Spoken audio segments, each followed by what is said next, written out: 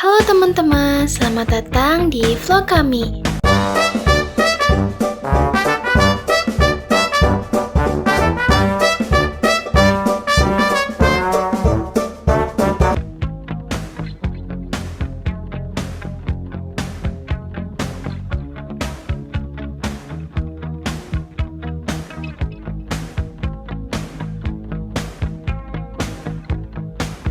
Kali ini kita lagi ada di Teras Sunda Cibiru, tempat yang katanya lagi hits banget. Hari ini kita bakal lihat-lihat gimana sih serunya tempat ini, mulai dari suasana sampai hal-hal unik yang ada di sini. Jadi jangan skip ya, tonton sampai akhir karena pasti bakalan seru banget. Assalamualaikum warahmatullahi wabarakatuh. Selamat siang semuanya. Kami semua sedang berada di Teras Sunda Cibiru. Perkenalkan, nama saya Rayyanti. Saya Dina Rahmawati. Saya Safira Junin Utami. Saya Lukman Hakim. Saya Janan Ibrahim Taufikul Hakim. Ikuti keseruan kami ya. Tahu nggak? Dulu lokasi ini merupakan lahan pemakaman yang kemudian dipindahkan untuk dijadikan lapangan pertunjukan seni warga sebelum akhirnya dibangun menjadi Teras Sunda Cibiru. Bangunan di sini dirancang dengan gaya khas Sunda, seperti bangunan panggung dari kayu dan bambu yang diperkuat dengan struktur kokoh. Tempat ini menyediakan 9 ruangan serbaguna untuk kegiatan seni, termasuk aula untuk pentas seni, galeri, dan ruang pembuatan alat-alat kesenian. Di beberapa tempat juga terlihat beberapa anak sedang berlatih taekwondo di ruangan Teras Sunda Cibiru. Mereka berlatih dengan serius sambil mengikuti arahan pelatihnya. Nah teman-teman, sekarang kita udah ada di area panggung pertunjukan. Di sini suka ada penampilan kesenian Sunda seperti jaipongan.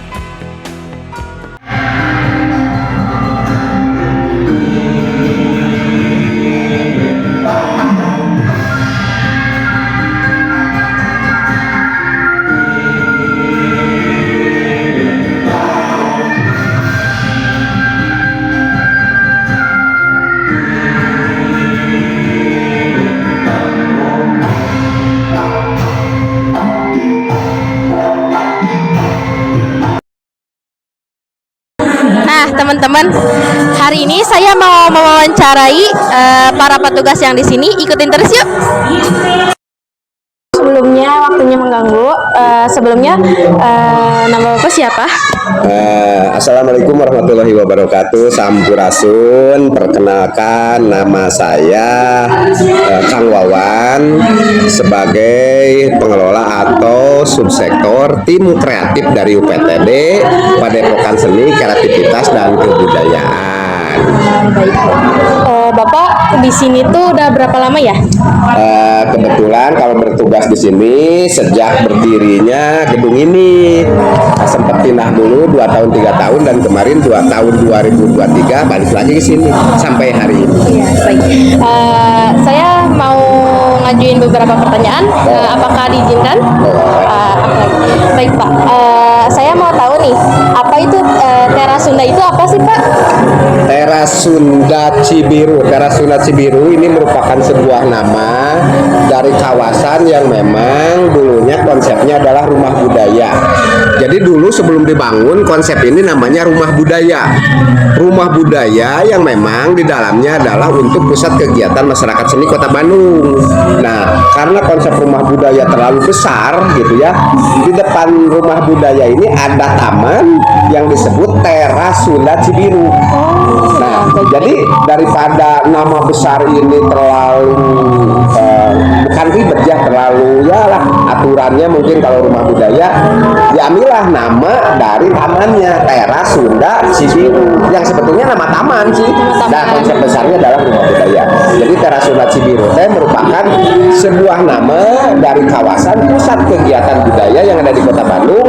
Ini lokasinya di Cibiru, gitu ya. Makanya Teras Sunda Cibiru. Baik Pak. Kira-kira kalau Teras Sunda ini kapan didirikannya ya?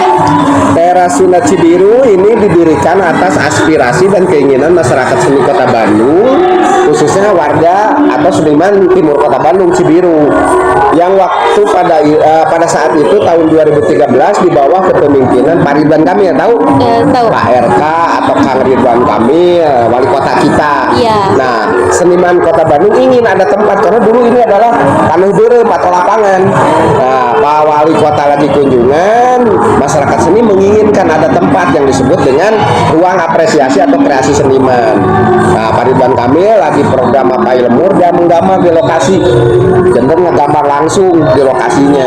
Nah, jadilah sebuah konsep yang disebut tadi bangunan untuk pusat kegiatan masyarakat. Dibangunnya 2017, beresnya 2018, diresmikan tanggal 31 Oktober 2018, mulai beroperasional 2019. Kira-kira ini kan ada yang rame-rame ya Pak, itu tuh sering banget kayak gini atau tiap minggu aja atau gimana? Nah, Teras Sunda Cibiru ini merupakan tadi karena ini pusat kegiatan masyarakat seni atau tadi acuannya adalah 10 objek kemajuan kebudayaan berdasarkan Undang-Undang 2017, kemudian 17 subsektor ekonomi kreatif. Di sini memang kegiatannya tadi 10 OPK, kemudian 17 subsektor yang berkaitan dengan itu. Di dalamnya kegiatan ini, kalau ini kegiatan dari pengguna sifatnya insidental. Jadi masyarakat Bandung yang pinjam gedung Teras Sunda ngadain kegiatan. Teras Sunda selain ada kegiatan yang insidental, ada kegiatan rutin, yaitu kegiatan latihan yang di depan sini. Mereka rutin tiap harinya latihan dari sangar-sangar. Gitu ya, ada tari, pencaksilat, kemudian tadi ada musik, ada kemudian model, ada les vokal juga. Jadi selain kegiatan insidental ada kegiatan rutin. Saya mau nanya lagi Pak, kira-kira nih menurut Bapak apa sih makna budaya Sunda bagi Bapak secara pribadi gitu? Nah, makna budaya Sunda ya tadi kalau dilihat budaya itu kan budi, daya itu gerak. Jadi dari pola pikir ya, dari pola pikir yang menjadikan gerak. Jadi budidaya itu adalah budidaya atau budaya hasil dari pola pikir yang menjadi gerak, itu budaya. Makanya adalah identitas. Jadi ciri ya, makna budaya bagi Akang itu ciri. Jadi beda anak Kang Wawan dengan Kang Wiwin atau Nyi Wiwin itu apa? Bedanya Neng dengan yang lain karena ada ciri. Bedanya Sunda dengan suku lain karena ada budaya. Budaya itu yang membedakan antar bangsa, bahkan antar pribadi saya. Budaya saya pakai jaket misalkan atau pakai kacamata, itu budaya karena budaya itu yang menetap dan ditetapkan, itu budaya ya, hasil pola pikir yang menjadi gerak, itulah budaya. Dan budaya uniknya adalah pasti kekejar sama pola pikir. Jadi lamun ngomongin budaya, kalau ngobrolin budaya harus dimengerti oleh pola pikir, dan maknanya adalah memperkuat diri saja, jati diri, apalagi lebih luasnya adalah memperkuat jati diri bangsa gitu. Oke, baik. Pertanyaan terakhir Pak, pesan dari Bapak untuk Teras Sunda tuh kedepannya seperti apa sih? Teras Sunda bisa lebih dimanfaatkan oleh masyarakat karena mau tidak mau ini adalah fasilitas masyarakat, dibangun oleh uang masyarakat, dimanfaatkan juga oleh masyarakat. Cuma tadi masyarakat terkadang Teras Sunda terkesan eksklusif, padahal enggak. Ya, apapun pasti ada SOP, ada aturannya. Kalau hanya sekedar berkunjung main boleh, tinggal lapor ke satpam aja. Tapi kalau mau berkegiatan menggunakan uang harus memakai surat atau ada aturannya.